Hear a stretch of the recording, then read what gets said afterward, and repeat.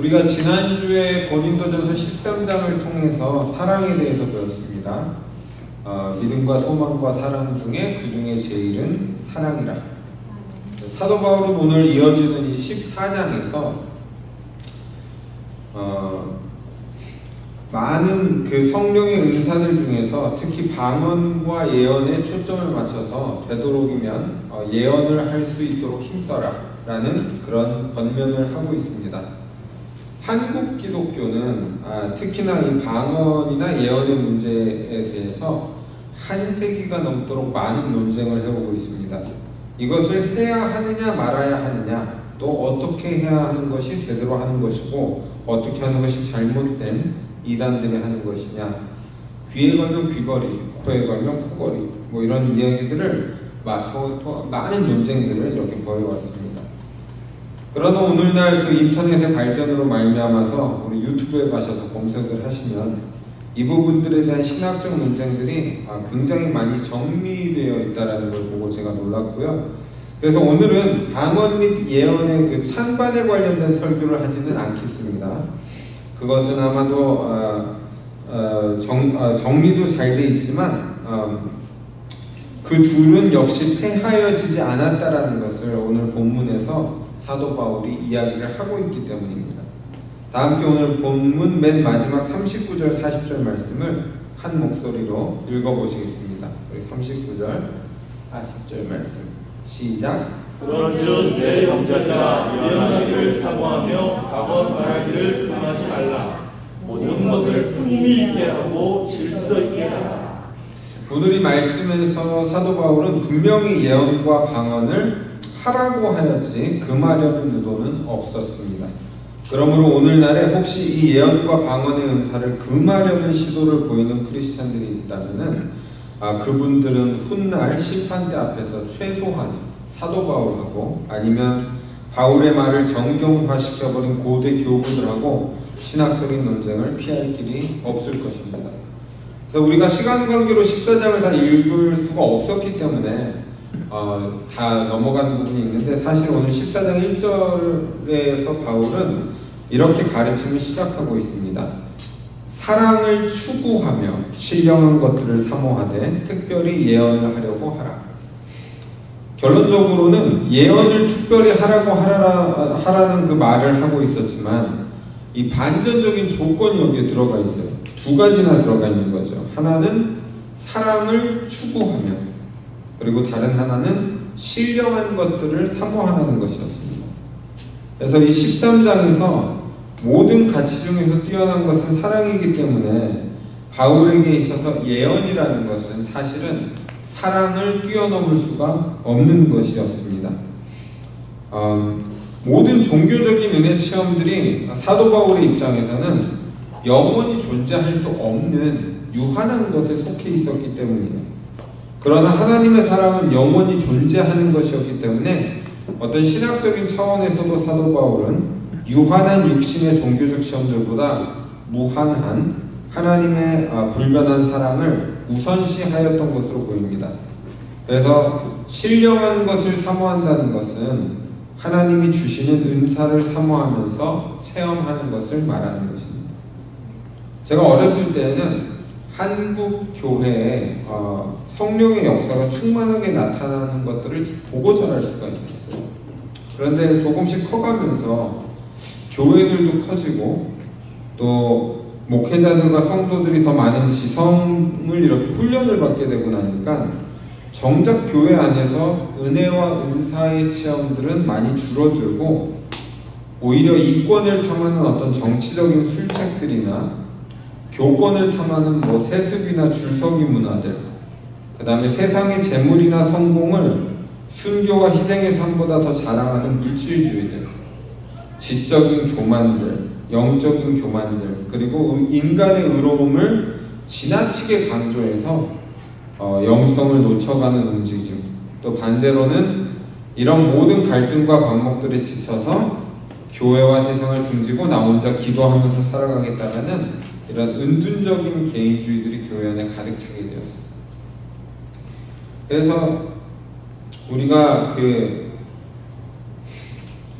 기도할 때에도 전도와 선교 뭐 이런 걸 놓고 열정적으로 기도하는 것이 다 무너지고 어떻게 하면 내가 잘 살게 될까?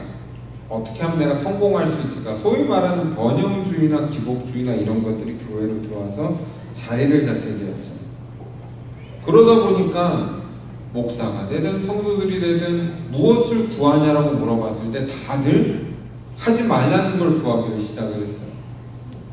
사도 바울이 분명히 인간의 지식을 배설물과 같이 여긴다고 고백을 하였어요. 예수 그리스도를 믿는 그 순간에 내가 알고 있는 모든 세상적인 지식은 다 똥이 된다는 거예요. 똥이. 근데 우리 크리스찬들은 이 똥을 가지고 싶어서 안달이 났어요. 목사들은 PhD를 따야만 하고 유학을 가고 막 성공을 해야 되고 다들 머릿속에 지식이 가득한데 성령의 능력이 소멸됩니다.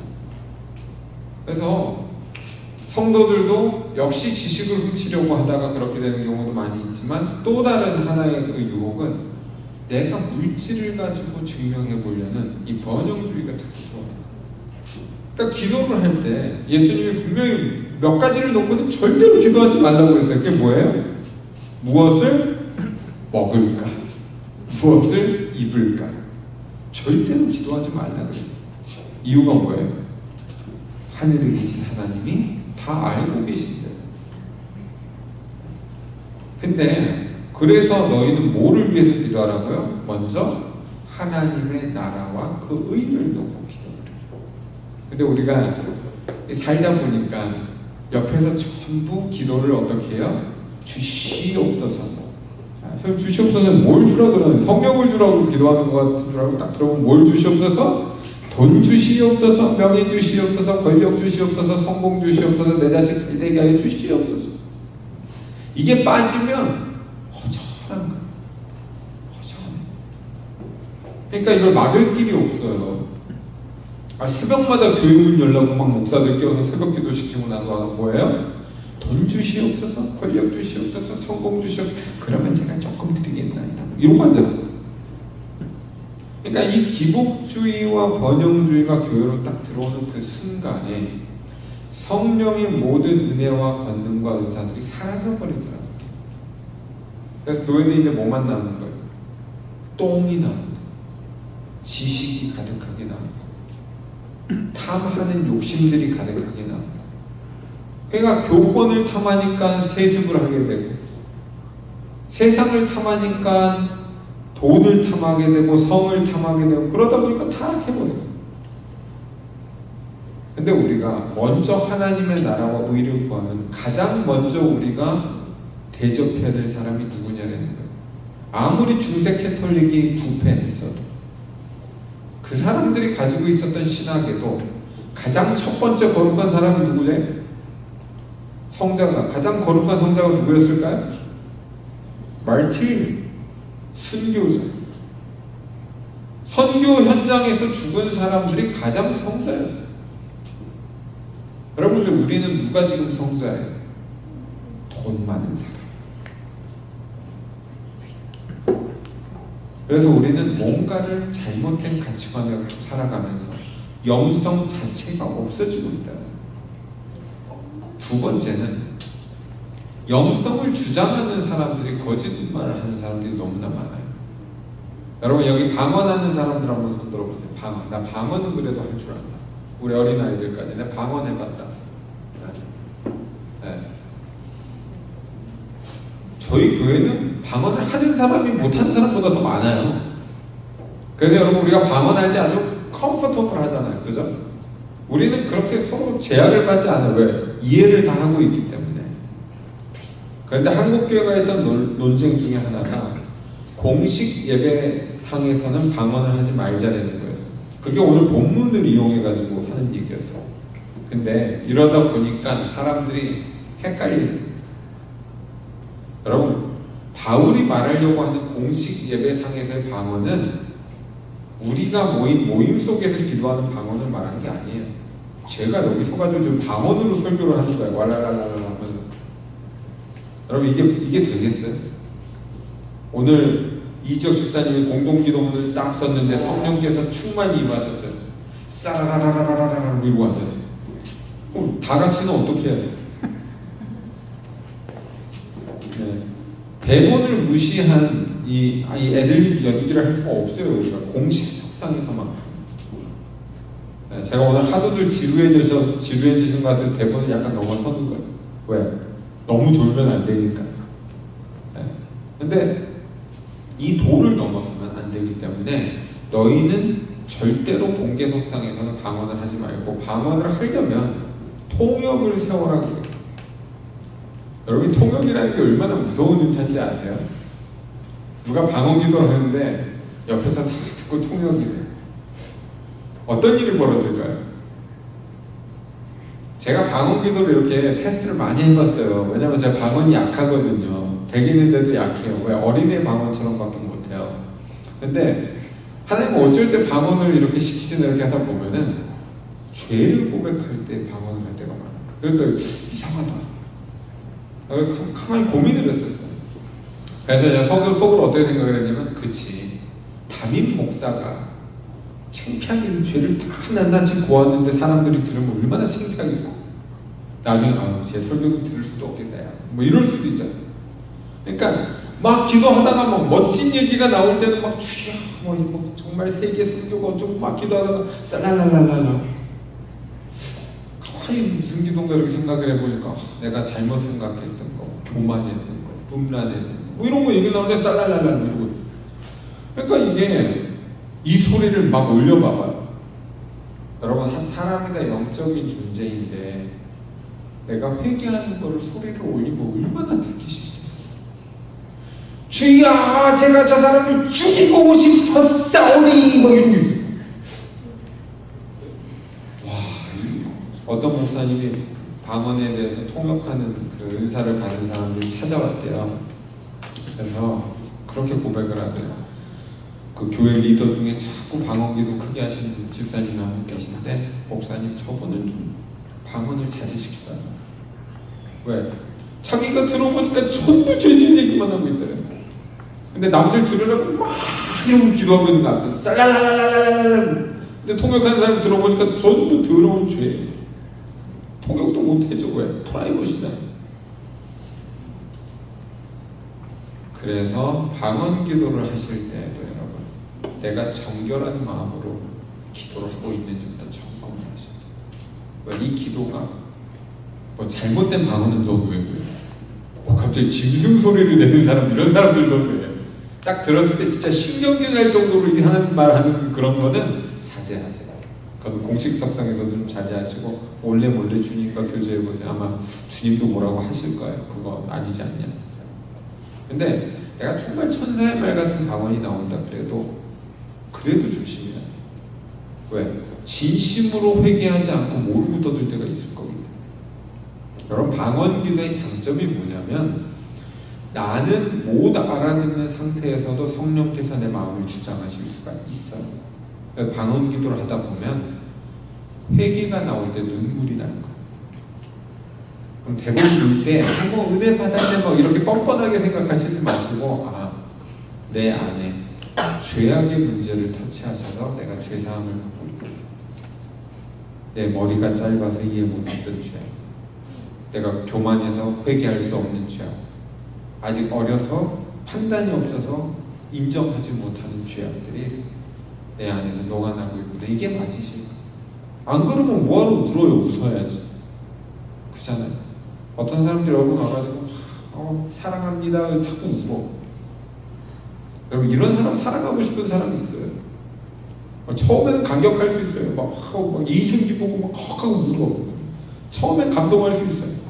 근데 자꾸 찾아와서 울어. 이상하잖아요. 미치지 않았어요. 저희 아버님이 그런 여자친구가 한 분 있었거든요. 자기는 아무도 모르는데 자꾸 찾아서 울어. 네. 메모 부대 딱 중대장 있어서 그 오뚜기 사단이라고 그러네요. 그 딱 있는데 자꾸 위병소에서 중대장님, 사모님 찾아오셨습니다. 근데 우리 어머님보다 훨씬 이쁜 여자가 와요. 자꾸 울어. 선임 중대장이 지뢰를 밟고 돌아가셨는데 전사 통지를 받았는데 안 믿고 미쳤고. 그러니까 군대가 전사자들을 그때만 해도 암암리에 처리해버리잖아요. 그러니까 이 사람 시신도 못 본 거예요. 저기가 실종 끝 군사기면. 그러니까 분명히 전사 통지를 보냈는데 믿지도 못하고 계속 의료부대에 와가지고 우리 남편 보여달라고, 우리 남편 좀 불러달라고. 미친 여자가 돼서. 근데 사랑하면 여러분 그런 눈물이 나지 않아요. 즐거워야지, 그죠? 옆에 있으면 막 다 나이든 조용필도 다시 노래를 만들잖아요. 바운스 부르고. 네. 그게 사랑하는 거죠. 예수님 안에서 여러분 기뻐하실 날도 있습니다. 그래서 너희 중에 근심하는 자가 있느냐? 저는 기도할 것이요. 너희 중에 기뻐하고 즐거워하는 자가 있느냐? 저는 찬송할 것이요.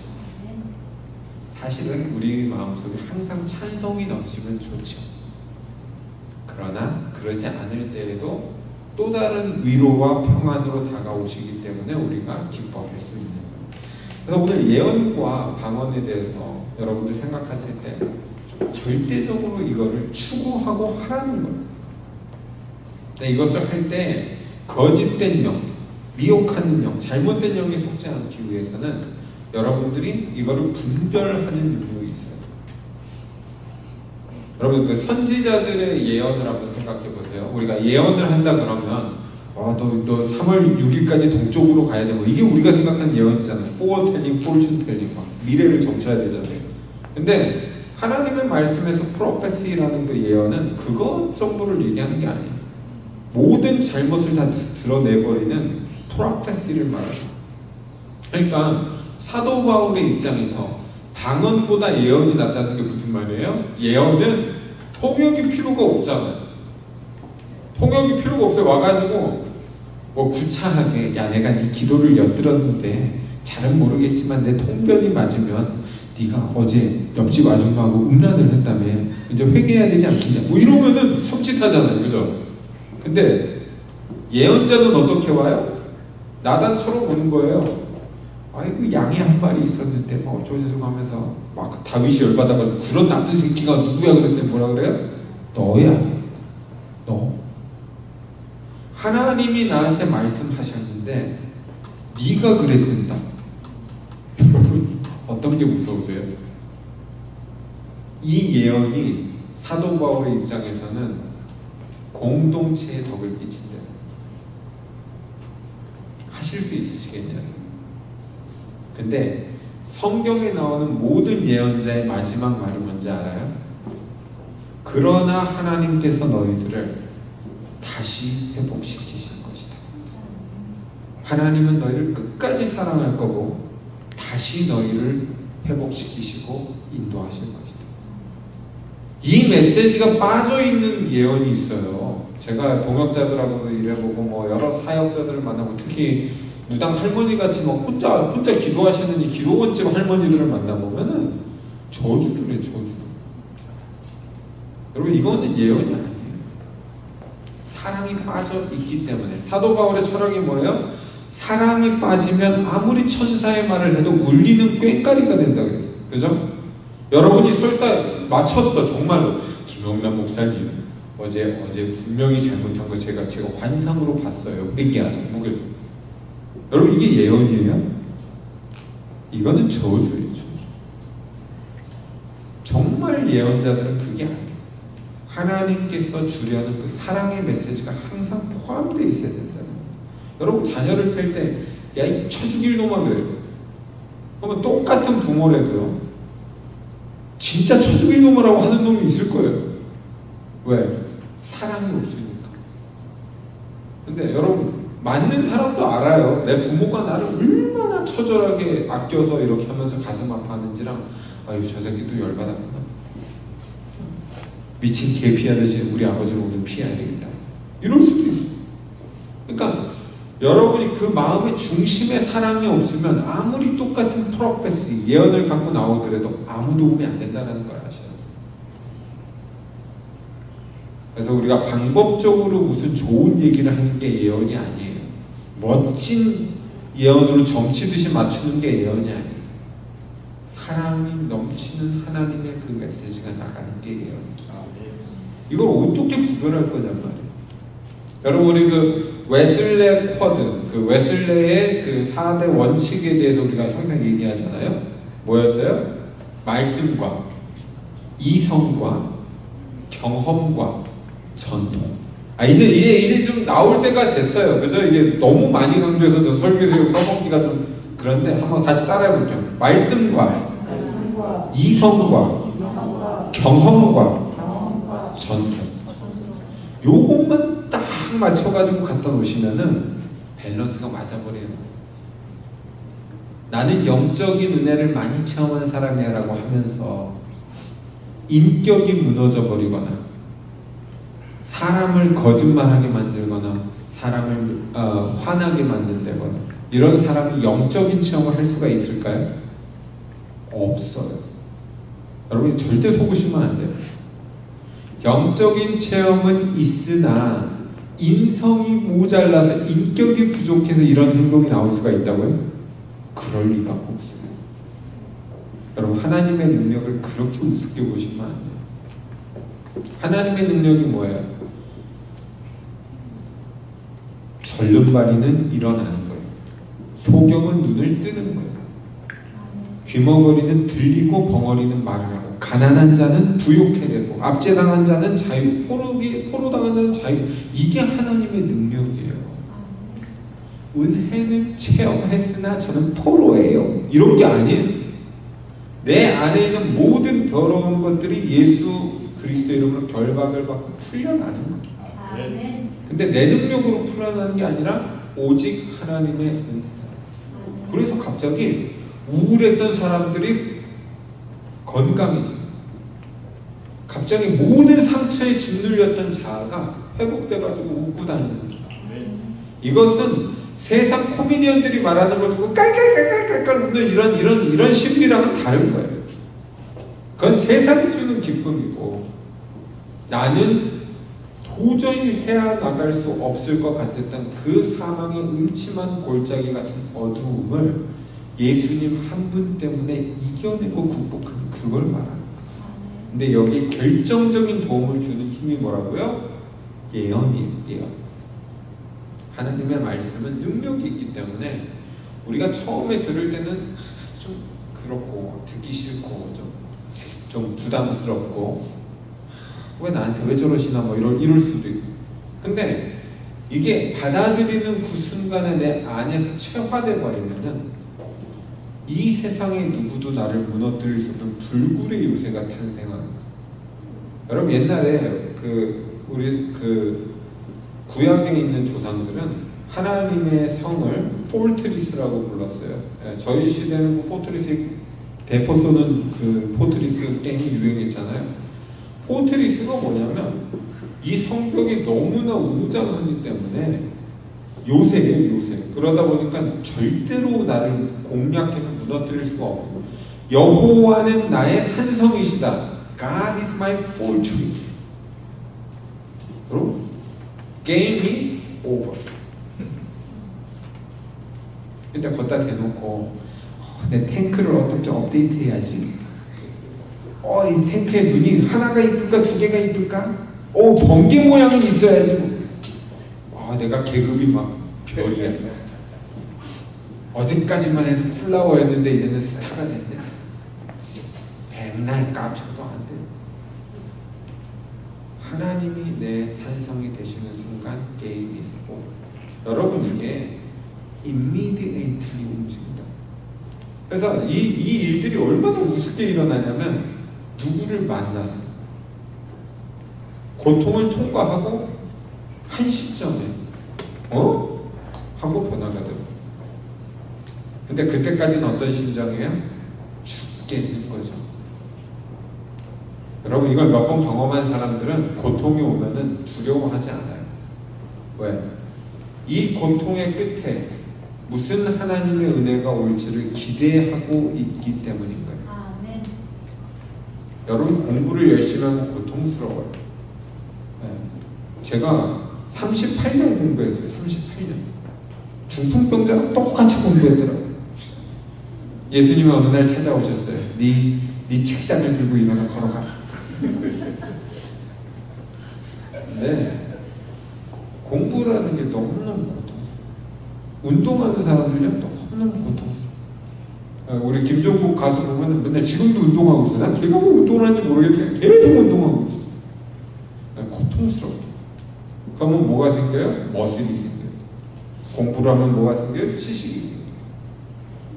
모든 고통스러운 여러분이 누구를 사랑하든 어떤 일에 집착을 해서 사랑하든 여러분 뭔가에 집착하는 순간 고통스러워요. 예수님을 따라가는 길도 그럴까? 내가 예수님을 따라가기로 결정하는 그 순간은 고통스러운 게 너무나 많아요. 그러나 그 고통의 끝에 아무도 범접할 수 없는 열매들이 나오는 거예요. 여러분이 공부한 만큼 여러분의 지성이 쌓여요. 운동한 만큼 여러분들의 건강이 쌓여요.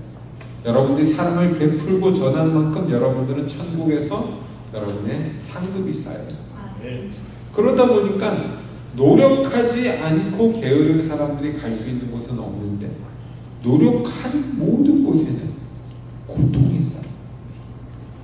그래서 성경은 고통스럽지 않은 프로세스를 논한 적이 한 번도 없어요. 예수님은 우리한테 어떤 문으로 들어가라고 그래요? 좁은 문으로 들어가는 거예요. 예수님은 우리에게 이렇게 얘기하고 있어요. 울며 씨를 뿌리는 자는 기쁨으로 단을 거두리라. 여러분의 인생에 눈물이 있으셔야 돼요. 없으시면 하나님이 만드실 거예요. 왜? 울어야지만 도달할 수 있는 경지가 있어요. Broken, wounded heart. 깨지고 상한 그 하나님의 마음을 여러분들이 느끼고 아니면 내 마음도 깨지고 상해야 돼요. 배신받은 십자가의 고통을 여러분들이 알려면 나도 배신을 경험해 봐야 되는 거예요. 상처받고 억압된 백성들의 고통을 알려면 나도 억압과 그 상처를 느껴볼 수 있어야 되는 거예요. 가난한 자들을 사랑할 수 있으려면 나도 가난을 겪어봐야 되는 거예요. 여러분이 무엇을 통과하든지 이 환란이 여러분들을 정련한다고 그랬어요. 인내, refine, 그죠? refine. 그래서 환난이 여러분들을 정죄하면 인내를 낳고, 그죠? 인내가 여러분들을 정죄하면 연단을 낳고, 연단이 더 정죄되면 소망을 낳고. 그래서 이게 전부 어디로 간다고요? 그리스도의 장성한 분량으로 향한다는 거예요. 근데 사람들이 여기까지 못 가는 이유가 있어요. 얄팍한 사람들은 뭐예요? 가다가 좋은 거가 있으면 고개가 성경에 누가 그랬어요? 롯이 그런 거. 롯의 아내가 그런 거. 같이 가다가 아브라함은 야 네가 일로 가면 나는 저로 가고 네가 저로 가면 내가 일로 갈게. 하나 결정해봐. 롯은 고개가 확 돌아가요. 뭘로 돌아가요? 화려하고 번성했던 소돔과 고모라로 눈이 확 돌아가는 거예요. 여러분 우리가 잘 사는 나라에 와가지고 이렇게 돌아다니니까 당연해 보이죠. 근데 어쩌면 눈이 확 돌아가서 살고 있는 사람이 있을지도 몰라요. 왜? 좋은 게 많아 보이거든. 내게 소돔과 고모라면 어떡하나? 내려놓을 수도 있어요. 여러분들이 내가 좋아하는 것을 거머잡는 게 아니에요. 하나님이 내게 가라고 하시는 곳으로 가고 설사 그 길이 안 보이고 고통스러워도 어떻게 하면 돼요? 걸어가는 거예요. 내가 사망의 음침한 골짜기를 다닐지라도 해를 두려워하지 않을 것은 주께서 나와 함께 하시리라. 여러분 깜깜하면 어떻게 그냥 걸어가면 되잖아요. 저는 어제 딱 이렇게 미랄에 커피 좀 도와주러 갔어요. 이렇게 미랄 목사님 혼자서 장애인들 뭐 커피 하신다고 보고 있길래 저도 도와주러 갔어요. 가자마자 목사님이 하는 말이 목사님 왜 그렇게 땀을 흘리세요? 네? 분명히 아침에 자다가 깨서 바로 왔는데 온 몸이 땀으로 젖어 있는 거예요. 제가 이렇게 열심히 삽니다 목사님. 그래서 뭐 커피를 볶기는커녕 의자를 갖다 주면서 여기 앉아 계세요 그래요. 거기 앉아서 가만히 이렇게 또 입만 움직이면서 있어요.